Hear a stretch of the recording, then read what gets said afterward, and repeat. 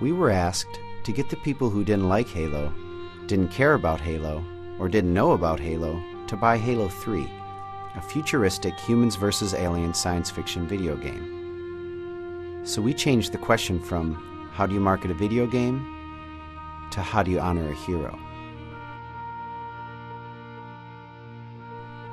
To do that, we created a fictional museum of humanity that commemorated the battle between mankind and its alien enemy. Its centerpiece was the John 117 Monument, a real-world diorama that documented a historic battle in which Master Chief heroically turned the tide of war. Filming it for television and cinema was our first step to make people believe.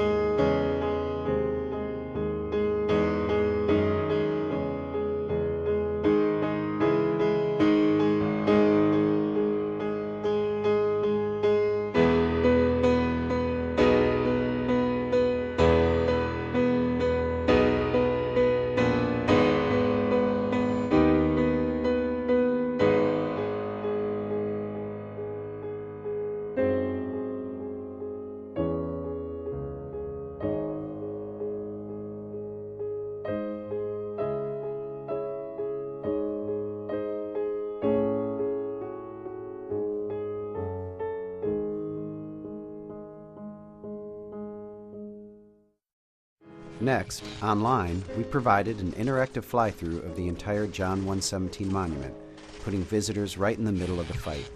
They could learn about our enemies and hear first-hand stories from the men who were there. Chief told me once that no soldier should be honored for doing what is expected. This was made by a plasma rifle. They used it as a handgun. We knew Master Chief was still in the fight. He gave us hope. And to make it all the more real, we created a fictional 4-minute documentary about the making of the John 117 Monument itself. To ensure historical accuracy, the boot camp induction scans of every Marine involved in the battle were obtained from the United Nations Space Command records. In this way, the artists were able to place the right face to the right soldier. After each face is completed, it is matched to a body which has been rendered complete with uniform and body armor, then carved by hand.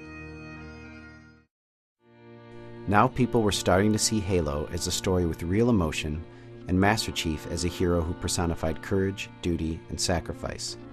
And they saw it all over the world, in all the ways a hero would be honored.